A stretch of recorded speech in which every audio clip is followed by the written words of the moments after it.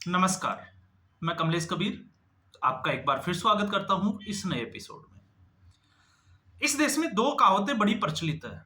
एक गंगा जमुनी तहजीब और दूसरा अदब की पुड़िया। अदब की पुड़िया आपने अक्षय कुमार की एक फिल्म थी जॉली एलएलबी, उसमें उसका जो है वो सही तरीके से कैसे इस्तेमाल किया जाता है वो आपने देखा ही होगा। और दूसरा, इस देश में जब भी समुदाय विशेष के खिलाफ सरकार कोई एक्शन लेती है तो आपने देखा होगा उसके आकाओं को, रहनुमाओं को सीधे तौर से आपने कहते हुए सुना होगा या उनको तुरंत याद आ जाती है गंगा जमुनी तहजीब। गंगा जमुनी तहजीब का मतलब सीधे तौर से अगर हम सरल भाषा में समझे तो हिंदुओं और मुसलमानों की भाईचारे की भावना याद आ जाती है। लेकिन जब उदयपुर के कन्हैया लाल को जो है वो गला रेत कर हत्या कर दी जाती है तब इनको गंगा जमुनी तहजीब की याद बिल्कुल नहीं आती है। इसलिए सबसे बड़ी बात जो मैं हमेशा एक वीडियो में मेरे जो है वो ऐसे वीडियो जो बनाता हूं उसमें हमेशा कहता हूं कि जो गंगा जमुनी तहजीब और अदब की पुड़िया की बात करता है इन लोगों से हमेशा दूरी बनाए रखना चाहिए और सावधानी तो बिल्कुल जो है वो बरतनी ही चाहिए। नहीं तो आप जो है वो देश के दूसरे कन्हैयालाल कभी भी जो है वो बन सकते हो या फिर आपको परिस्थितियां जो है वो वहां तक बना दी जाएगी। और ऐसा एक बार नहीं, कई बार जो है वो लोगों ने ये चीजें देखी भी है। और जब मैं ये कह रहा हूं तो मैं क्यों कह रहा हूं, क्योंकि संभल हिंसा को लेकर एसआईटी का जब गठन किया गया था उसकी अब रिपोर्ट कोर्ट में पेश कर दी गई है।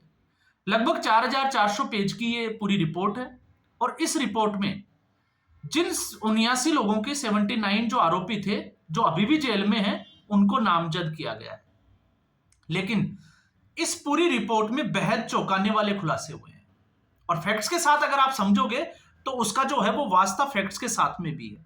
कैसे है? इस पूरी रिपोर्ट में एक चीज जो सामने निकल कर आई वो निकल कर आई कि इसमें जो मुख्य आरोपी है वो भारत में नहीं, वो दुबई में बैठकर अपनी गैंग चलाता है सारिक शाठा, जो कि एक वक्त में संभल इलाके और आसपास के इलाकों में जो है वो गाड़ियों की चोरियां करता था। नकली पासपोर्ट के जरिए वो दुबई भाग गया और उसके बाद में वो डी कंपनी, आप समझ सकते हो, दाऊद और आईएसआई के जो है उस नेटवर्क के साथ में मिलीभगत के आरोप भी उसके सामने निकल कर आ रहे हैं। अब जब मैं ये कहता हूं कि ऐसा क्यों कह रहा हूं, उसके पीछे की बड़ी वजह क्या है, जिसमें एक मामला सामने आया है हथियारों की तस्करी और दूसरा आया है विदेशी फंडिंग का। तो आपको पता होगा जिस दिन 24 नवंबर को यह घटना हुई थी संभल में, उस दिन जिसमें 5 लोग मारे गए थे और 30 के आसपास पुलिसकर्मी घायल भी हो गए थे, तो वहां पर पाकिस्तान मेड फैक्ट्री के जो है, पाकिस्तान फैक्ट्री मेड जो है वो कारतूस मिले थे। तो उससे साफ तौर से जो है वो इसका इशारा था कि इसका लिंक जो है वो बाहर से भी है। और इस देश में एक परिपाटी रही है 1947 के बाद से ही, धर्म के आधार पर बंटवारा तो किया गया लेकिन कुछ राजनेताओं की महत्वाकांक्षाओं को चलते उस समुदाय विशेष के लोगों को भारत में भी रहने दिया जो आज भारत की सबसे बड़ी सरदर्दी बनी हुई है। और जब मैं ये कह रहा हूं कि सरदर्दी बनी हुई है तो आप देखते हो घटनाएं जो है वो आपको गवाही देती रहती है। बहुत ज्यादा दूर जाने की बात नहीं है, भारत पाकिस्तान का जब क्रिकेट का मैच होता है और पाकिस्तान हार जाता है तो इनके गले का थूक जो है वो नीचे नहीं जाता, सांसें फूलने लग जाती है। और भारत अगर मैच हार जाता है तो इनको बहुत खुशी होती है। ये आपने जो है वो सार्वजनिक तौर पे देखा भी होगा। जम्मू कश्मीर में तो इस तरीके की घटनाएं जो है वो आम होती थी, हालांकि अब जो है वो 370 के हटने के बाद में इसके ऊपर लगाम सी लग गई है। तो इन लोगों की मानसिकता, भले ही आज ये भारत में रह रहे हो लेकिन इनका दिल जो है वो फिर भी पाकिस्तान के लिए धड़कता है। 1% के आसपास कुछ लोग ऐसे होंगे, मैं ज्यादा इसमें जो है वो आंकड़ा नहीं देता, जो भारत का सोचते होंगे, जिनको आप बहुत अच्छे मुसलमान कह सकते हो। बाकी आपने देखा है जिस तरीके से रिपोर्ट्स जो आ रही है, दंगे फसाद जो होते हैं, आप ज्यादा दूर नहीं, अभी दिल्ली के चुनाव हुए हैं, ताहिर हुसैन इसका जो है वो बहुत बड़ा एग्जाम्पल था दिल्ली के दंगों का।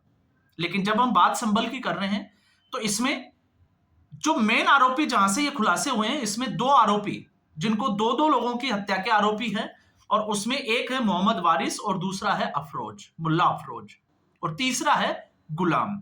ये 3 जो है वो बड़े इंपॉर्टेंट है इस कड़ी में। जब हम बात करते हैं गुलाम की तो उत्तर प्रदेश पुलिस के हवाले से जो चीजें निकल कर आ रही है, ये गुलाम जो है वो इसी सारिक शाटा के नेटवर्क से जुड़ा हुआ। और ये सारी जो है वो साजिश क्यों की गई थी, उससे पहले मैं आपको बता दूं कि 18 नवंबर को कोर्ट का एक फैसला आया था, जिसमें मुगल कालीन जो मस्जिद है संभल की, उसके सर्वे को लेकर, क्योंकि इसकी आपने देखा होगा एएसआई के पास इसका जो है वो जिम्मा था, लेकिन इसको जो है वो धीरे धीरे इसके ऊपर कब्जा कर लिया गया। और फिर उसके बाद में टीम ने सर्वे किया, फिर सर्वे दोबारा करने की बात हुई, तो उस वक्त ये घटना घटी थी। लेकिन उसमें जो गुलाम का जो आरोपी गुलाम जिसको पकड़ा उत्तर प्रदेश ने, उसका जो खुलासे हैं वो बड़े इंपॉर्टेंट हो जाते हैं। और उससे जो चीजें सामने निकल कर आती है वो ये है कि इसकी जो है वो लगातार सारिक साटा से बात होती थी बाहर, जंगली ऐप के जरिए, जहां पर कोई भी डेटा जो है वो स्टोर नहीं होता बातचीत का। और उसमें जब ये बात हुई तो उसमें ये सर्वे को लेकर जो है वो बात चली। और जब सर्वे को लेकर बात चली तो इनका धंधा, जो हथियारों की तस्करी का धंधा था, उत्तर प्रदेश में योगी आदित्यनाथ की सरकार आने के बाद में मंदा पड़ गया था, ठंडा पड़ गया था। तो अब इनको हथियारों की तस्करी के लिए ऐसी घटनाओं को अंजाम देना जरूरी हो गया था। तो यहां पर प्लानिंग ये की गई कि यहां पर जो है वो दंगा होना चाहिए, और दंगे में विष्णु शंकर जैन, ये एक बहुत बड़ी अहम कड़ी है, जो इस पूरे मामले की पैरवी कर रहे थे कोर्ट में, वो सर्वेक्षण के दौरान जो है वो मस्जिद में वहां पर मौजूद रहेंगे, उनकी हत्या कर दी जानी चाहिए। तो उनकी हत्या का प्लान था, और साथ में कुछ पुलिस वालों को भी मारने का प्लान था, जिससे कि दंगे भड़केंगे, हिंसा भड़केगी, आगजनी होगी, और ऐसी स्थिति में इनके हथियारों की डिमांड बढ़ जाएगी। तो आप सोच के देखिए कि मामला जो है वो कितना गंभीर हो जाता है। और फिर ये लोग कहते हैं ना कि जब भी ऐसी कोई बात आती है तो आपने एक चीज देखी होगी कि हजारों की भीड़, लगभग 30,000 से 50,000 लोग वहां पर इकट्ठा हो जाते हैं। तो आपको लगता है कि ये अचानक से होने वाली घटना होगी? नहीं, इसकी प्लानिंग जो है वो बहुत पहले से की जाती है। और इसमें यह भी खुलासा हुआ है कि इन्होंने सांसद के नाम से एक व्हाट्सएप ग्रुप बनाया था, सांसद संबल के नाम से, और उसमें इस तरीके के जो है वो मैसेज सर्कुलेट किए जाते थे कि भारी संख्या में भीड़ को इकट्ठा करना है। ये 23 तारीख के व्हाट्सएप की मैं बात कर रहा हूं, और उसी ग्रुप की 24 तारीख की सुबह की मैं बात कर रहा हूं, जिसमें इस तरीके के मैसेज जो है वो सर्कुलेट किए गए थे। लेकिन इस वक्त जो है, आपने एक चीज और देखी होगी, जिस वक्त ये सर्वे होने वाला था उस दिन जियाउर रहमान बर्क, उन्होंने जो है वो सार्वजनिक तौर से, और वहां के जो विधायक थे उन दोनों ने सार्वजनिक तौर से घोषणा भी की थी सर्वे को रोकने के लिए।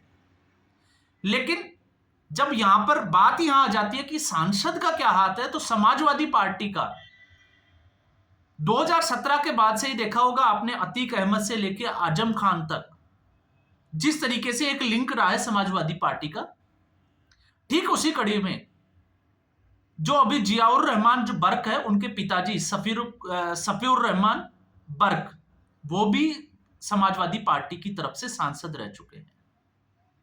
और उनके ऊपर एक बड़ा खुलासा यह हुआ है कि उन्होंने 2014 में एक दूसरे राजनेता की हत्या करवाई थी इसी गुलाम के हाथों से, और उसका नाम था इकबाल हुसैन, जो कि मोहम्मद इकबाल के बेटे थे। तो आप सोच सकते हो और आपको अंदाजा लग जाएगा, इसलिए मैंने कहा है कि हर स्टेट में, हर प्रदेश में योगी आदित्यनाथ हो ऐसा मुमकिन नहीं है। इसलिए हमें संभल कर रहने की जरूरत है, क्योंकि हर स्टेट में आपको जिस तरीके से शफीकुर रहमान जैसे सांसद है वो जरूर मिल जाएंगे। और अगर आप सोच के देखिए, अगर योगी आदित्यनाथ ना होता तो 1978 में वहां पर हिंदुओं को जिंदा जलाया गया, उनका प्लान हुआ, और मंदिरों को जिस तरीके से कब्जा कर लिया, क्या उस घटना का जिक्र आज इस स्थिति में होता? तो मुझे लगता है कि नहीं होता। लेकिन जिस तरीके से इस घटना से सबक लेते हुए इन लोगों को सबक सिखाने के लिए योगी आदित्यनाथ ने जो एक्शन लिया, वो भी बड़ा काबिले तारीफ था, कि आज पूरा संभल जो है वो खुदा हुआ पड़ा है। और उसमें जो है वो बहुत सारे सबूत जो है वो पुकार पुकार के, चीख चीख के कह रहे हैं कि इसका पुरातन इतिहास क्या है और उसको किस तरीके से बदला गया जोर जबरदस्ती से। तो इससे आपको इन लोगों की मानसिकताओं का पता चलेगा। तो आप देखिए, एसआईटी की एक रिपोर्ट और उत्तर प्रदेश पुलिस का जो खुलासा जो सामने निकल कर आया है, अब इसमें और भी आगे जो है वो डेवलपमेंट होगा। हालांकि जिस एफआईआर में सांसद और विधायक जो तत्कालीन अभी जो चल रहे हैं, जियाउर रहमान बर्क और दूसरे, उनके अभी जो चार्जशीट है वो कोर्ट में पेश नहीं की गई है। ये उस चार्जशीट के बिना जो है, जो चार्जशीट पेश की है मैं उसकी बात कर रहा हूं, उसमें इस तरीके के जो है वो हथियार खुलासे हुए हैं, जिसमें हथियारों की तस्करी से लेकर विदेशी फंडिंग तक। तो आप सोच के देखिए कि गंगा जमुनी जो तहजीब की बात करते हैं, ये गंगा जमुनी तहजीब की बात क्यों करते हैं? जब संभल में योगी आदित्यनाथ का बुलडोजर गरजता है तो इनको गंगा जमुनी तहजीब याद आ जाती है, लेकिन उदयपुर के जब कन्हैयालाल का गला रेता जाता है तो इनको कोई गंगा जमुनी तहजीब याद नहीं आती। जब हिंदुओं को विस्थापित किया जाता है जम्मू कश्मीर से, आज उन हिंदुओं के लिए इन लोगों के जो है वो मुंह से एक लफ्ज नहीं निकलता कि उनको वापस जो है वो किस तरीके से बसाया जाए। और फिर उसी कड़ी में जिस तरीके से हम समाजवादी पार्टी की बात करते हैं, इस तरीके के जयचंद जो है वो हमारे देश में, तो इसमें एक चीज और निकल के आती है कि बाहरी जो गद्दार है उससे ज्यादा जो देश के अंदर के जो गद्दार है इस देश में वो ज्यादा खतरनाक है। और आज उन गद्दारों ने, उन जो आतंकवादी है, उन्होंने राजनीतिक पार्टियों का रूप ले लिया है। अब इस राजनीतिक पार्टियों के रूप से, राजनीतिक दलों से आप कैसे बच सकते हैं, ये थोड़ा सा जो है वो नामुमकिन नजर आता है। इसीलिए आपने देखा कि उत्तर प्रदेश में जब भी सत्ता के लिए चुनाव होंगे तो ये समुदाय विशेष के लोग जो है वो भारतीय जनता पार्टी को वोट क्यों नहीं करते हैं? क्योंकि उन लोगों को वही पार्टी ज्यादा पसंद आती है जो इनके आकाओं को, रहनुमाओं को, या हम कहें कि ये जो लोग जो शफीकुर रहमान जैसे लोग हैं, उन लोगों को बढ़ावा देते हैं, उनको शरण देते हैं, उनको राजनीतिक आश्रय देते हैं, जिसमें से गुलाम एक है। और आज भी जो गुलाम जैसे लोग हैं, जिस तरीके से उसने खुलासा किया है कि उसको आज भी जो है वो राजनीतिक शरण जो है वो दी जाती है, वो उसके लिए उपलब्ध है। तो आप सोच के देखिए कि राजनीतिक शरण कौन देता है? तो राजनीतिक शरण दे रहा है जियाउर रहमान बर्क, क्योंकि वो वहां का सांसद है। और ऐसी स्थिति में फिर तार जो है वो जुड़ जाते हैं समाजवादी पार्टी से। तो फिर अगर कोई ये कहते हैं कि समाजवादी पार्टी जो है वो गुंडों की पार्टी है, तो फिर इसमें गलत क्या है? और जहां बात आती है विष्णु शंकर जैन, वो तो जैन होते हुए जो है वो अपना धर्म निभा रहे हैं, लेकिन फिर बात आ जाती है कि क्या हम अपना धर्म जो है वो बखूबी निभा रहे हैं? तो इस तरीके से आप लोगों को, जब भी मैं बात करता हूं, ऐसे वीडियो जब भी बनाता हूं, तो मैं हमेशा जागरूकता की बात जरूर करता हूं कि हमेशा जागरूक रहें और दूसरे लोगों को जागरूक करते रहें। और अगर हम ऐसा नहीं करेंगे तो आने वाले दिनों में, जरूरी तो नहीं है कि हर प्रदेश में, मैं फिर उसी बात को दोहरा रहा हूं कि योगी आदित्यनाथ हो, कि एक घटना जो है वो इस चौक पे होती है और दूसरे चौक पे जो है वो एनकाउंटर हो जाता है। तो ऐसा जो है वो दूसरे राज्यों की तो स्थिति नहीं है। और आप जो है वो, ये भी जरूरी नहीं है कि आप उत्तर प्रदेश के रहने वाले हो, इसलिए ये चीज जो है वो जरूरी हो जाती है कि इस वक्त जिस दौर से हम गुजर रहे हैं उसमें गंगा जमुनी तहजीब की अगर कोई बात करता है तो उससे तो जो है वो बच के रहने की जरूरत है। तो आज के इस एपिसोड में बस इतना ही। उम्मीद करूंगा ये एपिसोड, वीडियो आपको पसंद आया होगा।